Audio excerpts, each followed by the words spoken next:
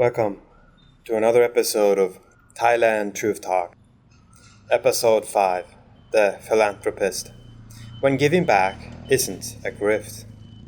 4 episodes, 4 archetypes, 4 different ways to extract value from people who just wanted to believe someone was telling them the truth.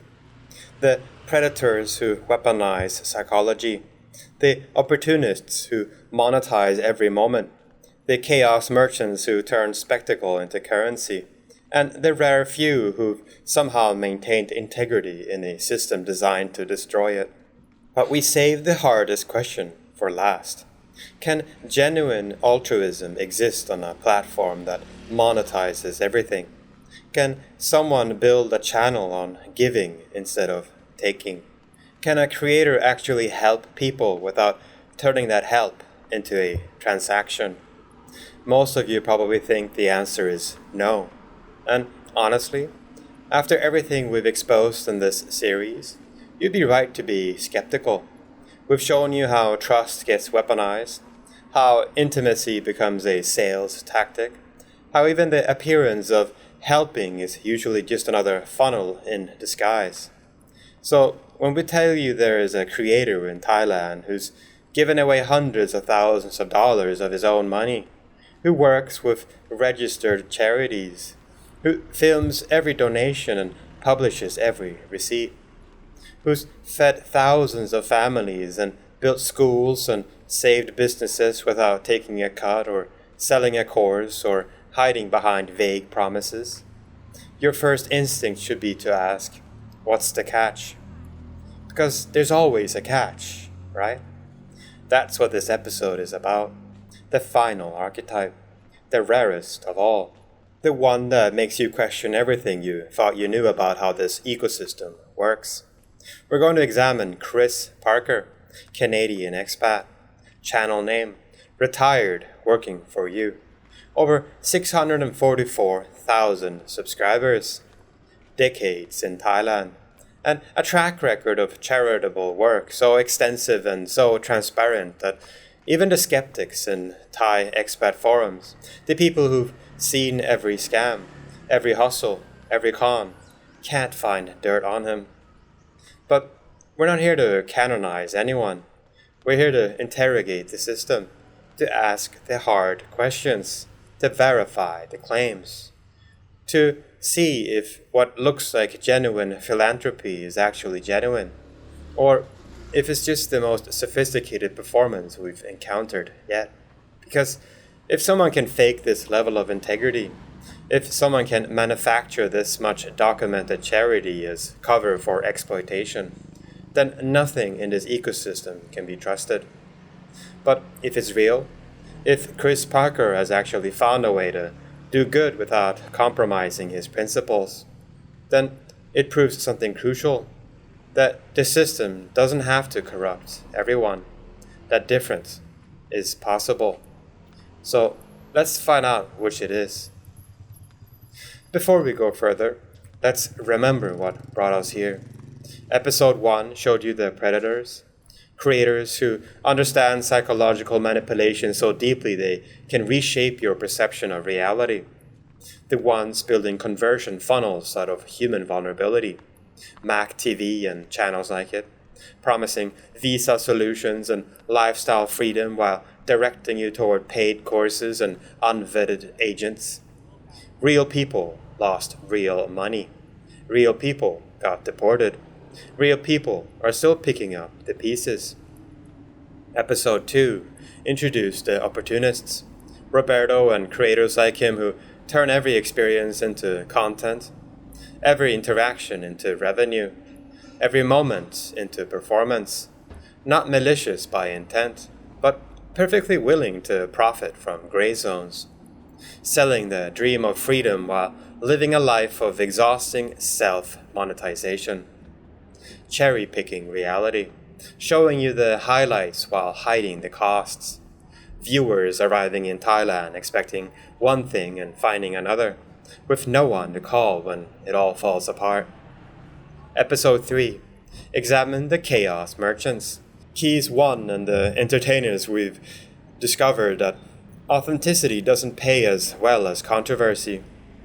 Building brands on spectacle and shock, treating Thailand as a stage set and Thais as extras, manufacturing drama for engagement, flaunting independence while operating in visa gray zones they dismiss as scams. All performance, all hustle, all the time. Episode 4 profiled the honest brokers.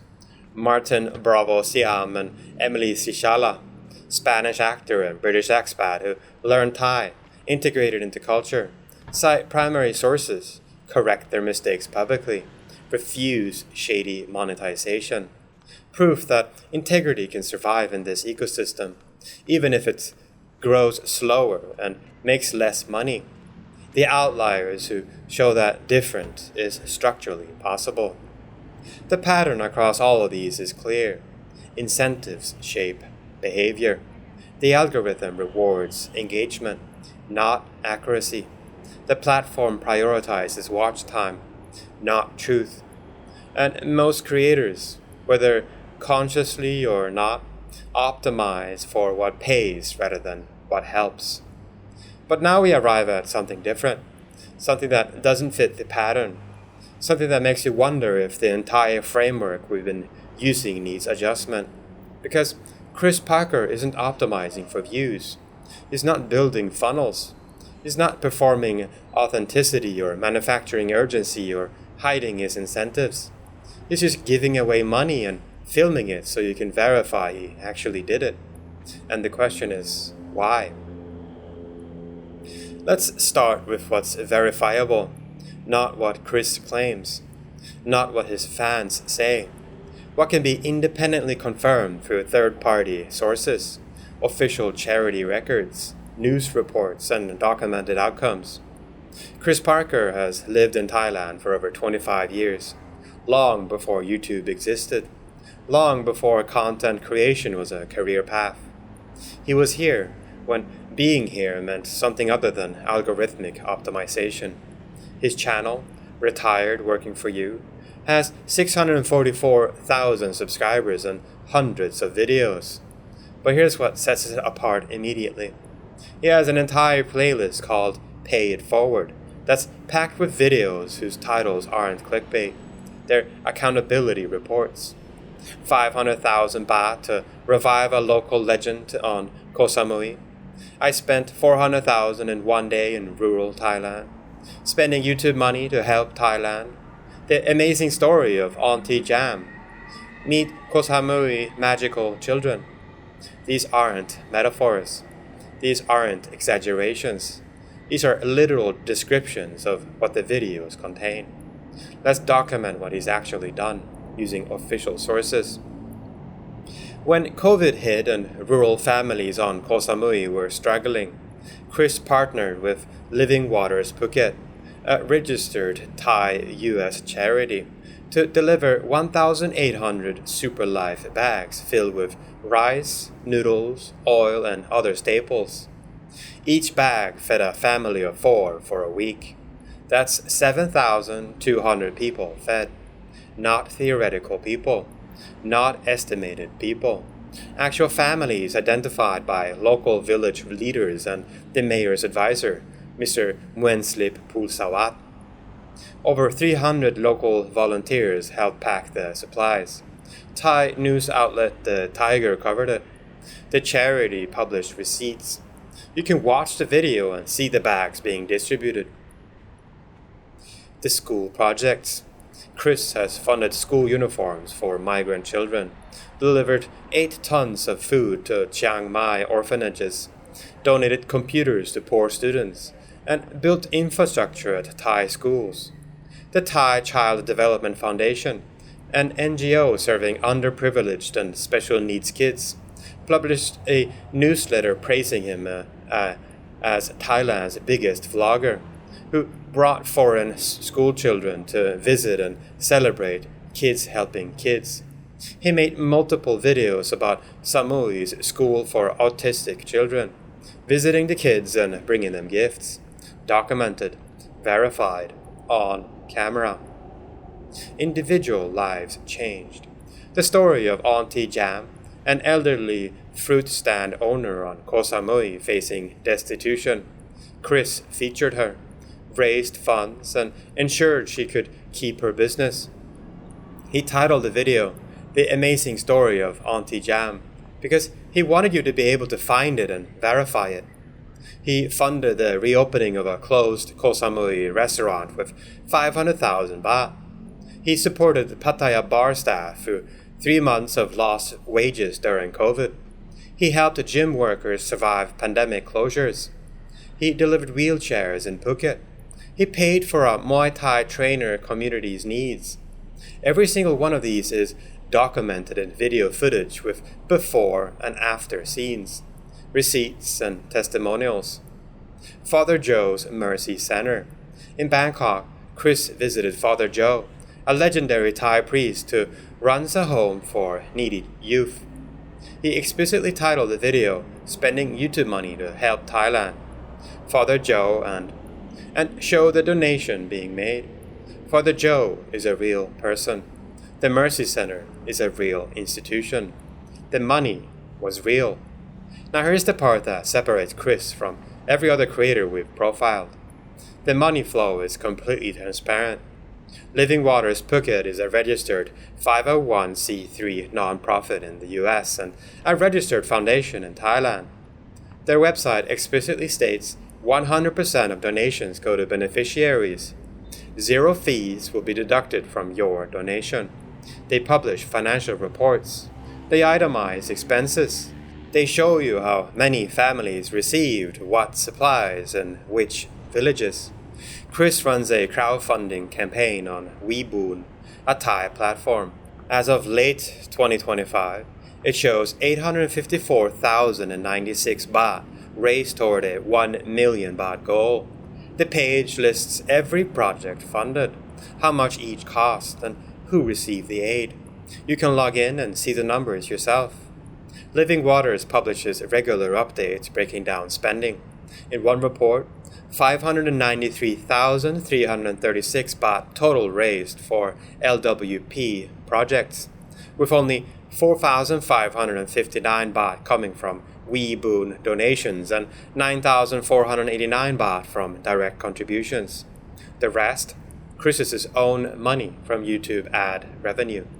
And he says this explicitly on his website and in his videos. Every month, I personally put 100% of the money generated by YouTube ads toward these paid forward videos. Not most of it, not a portion, 100%. He doesn't take a salary from the charity. He doesn't charge administrative fees. He doesn't skim off the top. The charity confirms this. Thai News confirms this. Independent observers confirms this. When he does make money, through separate ventures like his Thailand travel app Tini, Thai language courses, tours, and affiliate links for services like Safety Wing Insurance and Wise Money Transfers, those are clearly separate income streams that he discloses openly. He uses words like, "I can't recommend these guys enough," when he links to services he actually uses. But he never mixes those commercial activities with his charity appeals. No countdown timers on donation videos. No limited spots urgency. No psychological pressure. Just donations are always appreciated but never expected. That last sentence appears multiple times on Living Waters pages. Think about that. In an ecosystem where every other creator is manufacturing scarcity and urgency, where act now or miss out is the default setting, Chris is saying you don't have to give anything. And people still give, because the evidence is overwhelming that the money does what he says it does. The other thing that separates Chris from most expat creators, he's actually integrated into Thai society. 25 years in Thailand. Quite fluent in Thai language and customs. He doesn't just order food in broken Thai for laughs like the chaos merchants. He conducts actual conversations. His video titles often include Thai phrases. His descriptions thank organizations in Thai. He works hand in glove with Thai partners, not foreign consultants or expat middlemen. actual Thai people running established Thai institutions. Living Waters Phuket was co-founded by Sean Stenning, a local. When Chris ran the Koh Samui relief campaign, he coordinated with Mr. Muenslip Pulsawat, advisor to the Samui mayor, and local village leaders to identify families in need. When he helped Bangkok communities, he partnered with Father Joe, a Thai priest. When he supported orphanages in Chiang Mai, he worked with the Thai Child Development Foundation. This is not a foreigner parachuting in with a camera and a savior complex. This is a long-term resident working within existing Thai charitable infrastructure, amplifying what they're already doing, and directing resources toward people who need them most. He frames his campaigns around Thai cultural celebrations. Songkran, Buddha Day. He respects the context. He doesn't exoticize. He doesn't condescend. Thai viewers praise him for this. Thai media covers him positively. Thai PBS has noted that Chris explains things carefully to foreigners and that every time a crisis happens in Thailand, he clearly explains it so outsiders can understand. When you watch his videos, Thai recipients aren't portrayed as helpless victims waiting for a white savior. They're shown as partners, community members, people with dignity who are facing temporary hardship and receiving help from someone who considers Thailand home. The 300 local volunteers who packed relief supplies in Koh Samui weren't hired labor. They were neighbors helping neighbors. Chris facilitated it, funded it, filmed it, but he didn't center himself in the narrative. The narrative was community taking care of the community. That's the difference between cultural respect and cultural exploitation, and it matters. Here's what we need to understand. Chris Parker is not operating outside the system. He's on YouTube. He's subject to the same algorithmic pressures as everyone else. The same incentives that corrupt other creators exist for him too. So why hasn't he been corrupted? The answer is alignment. His business model aligns his interests with his audience's interest and with the interest of the people he's helping. He succeeds when viewers trust him enough to keep watching and occasionally contribute to causes they believe in. That trust is built on transparency and results. Every video is proof that the previous video's promises were kept. Every receipt is evidence that the money went where he said it would go. Every testimonial from a Thai family or charity confirms that the impact is real. Compare this to the predators from episode 1. They succeed when viewers buy courses or click affiliate links, which means they succeed by convincing you to spend money whether or not that spending helps you. Their incentive is your transaction, not your outcome. Compare it to the opportunists from episode 2. They succeed when content goes viral, which means they succeed by manufacturing moments that generate engagement. Whether or not those moments reflect reality, their incentive is your reaction, not your understanding. Compare it to chaos merchants from episode 3. They succeed when they stay relevant, which means they succeed by creating spectacle and controversy, whether or not that spectacle causes harm. Their incentive is your attention, not your well-being. Chris succeeds when he demonstrates impact. That's the incentive. Prove the charity works, and the viewers trust you more. Build that trust over years, and you create a sustainable model where people voluntarily support causes they can verify. It's slow. It's harder than manipulation. It doesn't produce explosive growth, but it compounds. And it doesn't collapse when the lies catch up to you, because there are no lies to catch up. This is what we meant in episode 4 when we profiled Martin and Emily and talked about structural integrity. It's not about being a saint. It's about building a business where doing right by people is the same thing as doing right by yourself. Chris has done that. Not perfectly, not without mistakes, but consistently enough that the evidence speaks for itself. Alright, let's be the devil's advocate. Let's assume Chris is running a long con. What would that look like? It would look like fake charities, stage recipients, inflated numbers, hidden fees, double dipping on donations, living a luxury lifestyle funded by charity money, deleting criticism, hiding failures. So let's check. Fake charities. Living Waters Phuket is registered as a 501 in the US and a foundation in Thailand. Public records confirm this. Thai news outlets have covered their work independently. They have a physical presence. They publish audited financials. Stage recipients. Multiple Thai news organizations have confirmed the relief efforts. The Tiger interviewed local officials involved in the Samui campaign. Thai PBS covered his work with Father Joe. The Thai Child Development Foundation published their own newsletter praising his visits. These aren't testimonials Chris could fake. These are independent third parties with their own reputation on the line. Inflated numbers? Living Waters publishes itemized list of what was distributed to whom. 1,800 life bags to 7,200 people. Isn't a vague estimate. It's a precise count backed by distribution logs. When Chris says he spent 500,000 baht on a restaurant revival or 400,000 baht in one day on rural relief, he shows receipts on camera. You can see the ATM withdrawals. You can see the shopping lists. You can see the stacks of supplies. Hidden fees. Living Waters explicitly guarantees zero administrative fees. They publish this promise publicly. If they violated it, donors could sue. Charity fraud is a prosecutable offense in both the US and Thailand. There's no evidence of skimming. Double dipping. Chris is transparent about his other income sources. He runs tours, sells apps, has affiliate links. Those are disclosed separately from his charity work. There's no commingling of funds. The Weeboon campaign and Living Waters donations go to projects. His personal income comes from his business ventures. The wall between them is visible and verifiable. Luxury lifestyle. Chris doesn't flaunt wealth. He doesn't film from penthouse condos or drive luxury cars in his videos.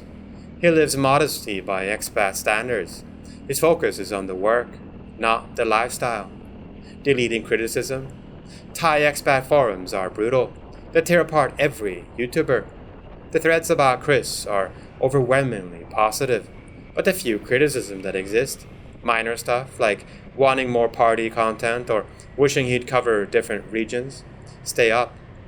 If you were scrubbing negative feedback, someone would have documented it. Hiding failures? We searched hard for stories of donors who felt scammed, for projects that failed, for money that vanished, for recipients who never received aid. We found nothing, not very little, nothing. That's suspicious in itself, right? Nobody's perfect. Everyone makes mistakes. So where are Chris's?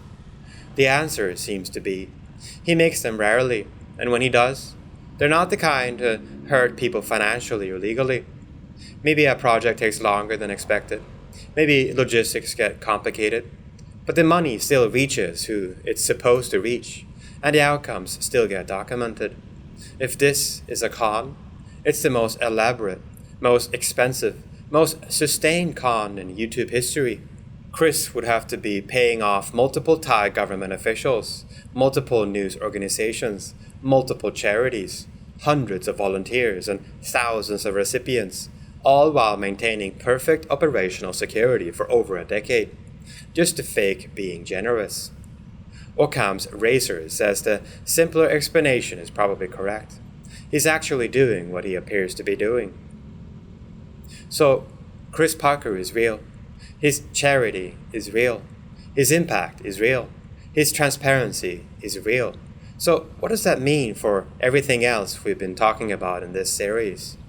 It proves that the system doesn't have to corrupt everyone, that the algorithmic incentives that warp most creators doesn't warp all of them, that it's possible to build a sustainable channel on integrity if you're willing to accept slower growth and lower revenue than you get from manipulation. But also proves something darker, that most creators choose not to do this. Because Chris's model is available to anyone. There's no secret, no proprietary technology, no barrier to entry. Any creator can partner with registered charities. Any creator could publish receipts. Any creator could verify their claims through third parties. Any creator could refuse affiliate schemes that misalign their incentives with their audience's interests. They just don't, because it's harder, because it pays less, because the audience for genuine charity is smaller than the audience for manufactured urgency. Chris has 644,000 subscribers. Mac TV from episode 1 has comparable numbers. Roberto from episode 2 has comparable numbers. Keys 1 from episode 3 has comparable numbers. The difference isn't reach. The difference is what they do with that reach. And that's the indictment. Most creators in this ecosystem could choose to operate like Chris. They have the platform. They have the audience. They have the resources. They just choose not to because exploitation is more profitable than contribution. This is what we've been saying all along. The system creates incentives for bad behavior, but incentives aren't destiny. You can resist them if you're willing to pay the price of resistance. Chris is paying that price, and thriving anyway. Not as explosively as the predators, not as virally as the chaos merchants, but sustainably, building something that lasts because it's built on truth instead of illusion. So what do you do with this information? First, if you're watching creators like Chris, and there are others, they're just rare, support them, not out of obligation, out of self-interest, because the more profitable integrity becomes, the more creators will choose integrity.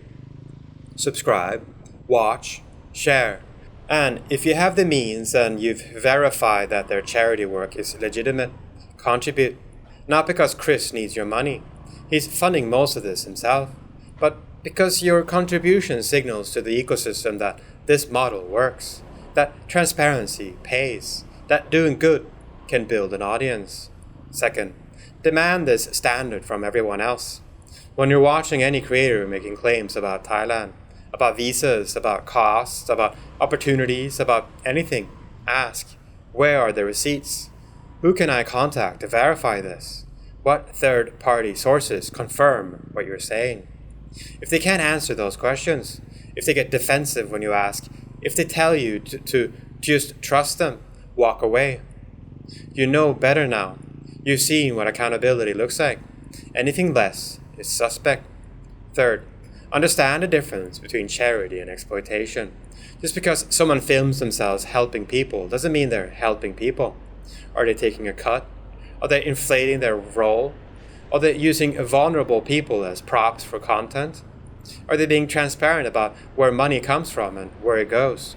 Chris gives you spreadsheets, receipts, third-party confirmation. That's the standard. Accept nothing less. Fourth, share this series.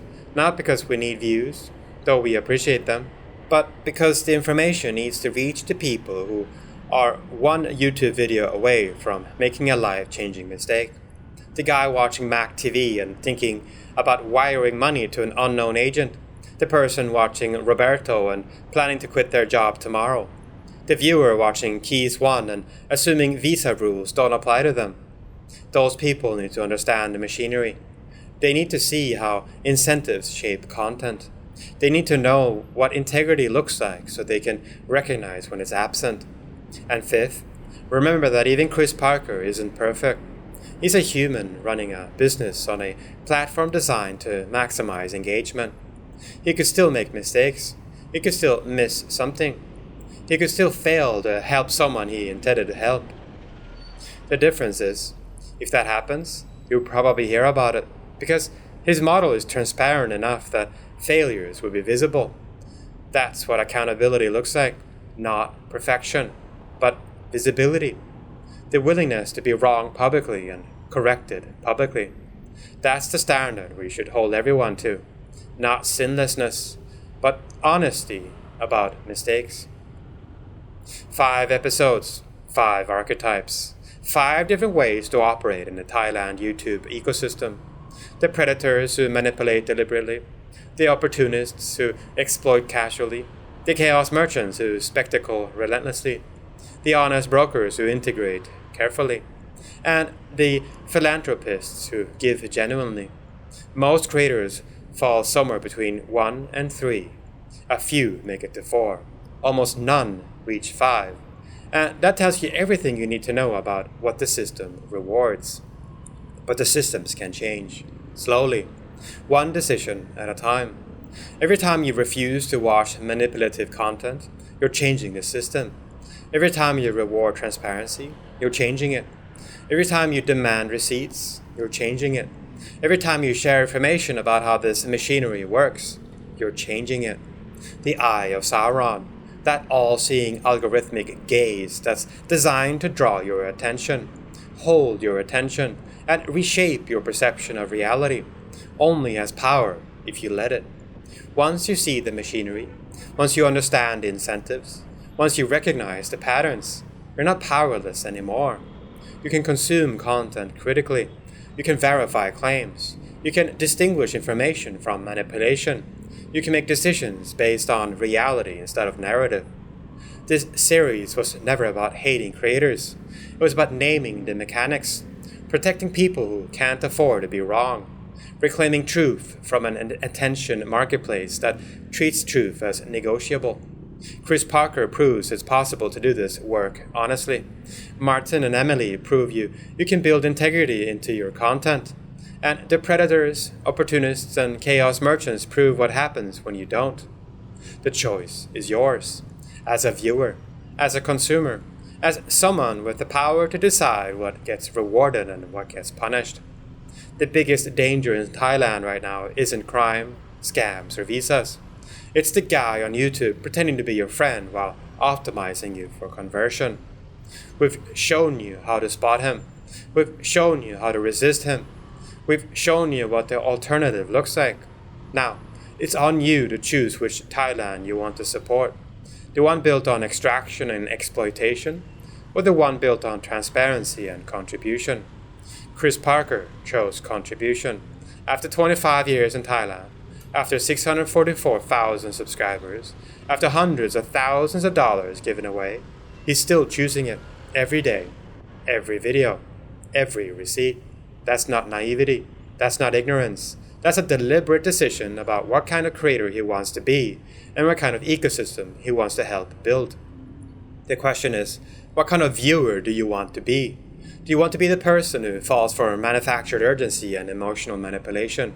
Or do you want to be the person who demands evidence, verifies claims, and rewards integrity? Do you want to fund the lifestyle of someone who's optimizing your fear and insecurity? Or do you want to support someone who's actually trying to make things better? The answers should be obvious, but obvious doesn't mean easy, because the manipulative content is more entertaining, the opportunistic content is more exciting, the chaotic content is more engaging, truth is boring by comparison, receipts aren't sexy, transparency doesn't make your heart race, integrity doesn't trigger algorithmic explosions, but it's real. And in an ecosystem built on illusion, reality is the most radical choice you can make. So make it. Watch critically. Demand better. Support the Chris Parker and Martin Bravos and Emily Sichalas. Ignore the Mac TVs and Robertos and Keys Ones. Refuse to play the game the way the algorithm wants you to play it. Because the algorithm doesn't care about you. The algorithm cares about engagement. And engagement doesn't require your happiness, your success, or your safety. It just requires your attention. Don't give it away for free. Make it count. Spend it on creators who've earned it for transparency, accountability, and proven impact over years. That's how ecosystems change. That's how incentives shift. That's how we get more Chris Parkers and fewer predators. One viewer at a time. One choice at a time. One click at a time. This is Thailand Truth Talks. We've shown you the machinery. We've named the tactics. We've profiled the archetypes. We've given you the tools to protect yourself. The rest is up to you. Subscribe if you haven't already. Share this series with someone who needs to hear it. Leave a comment if this changed how you watch content. And come back for whatever we expose next. Because the reckoning doesn't stop here.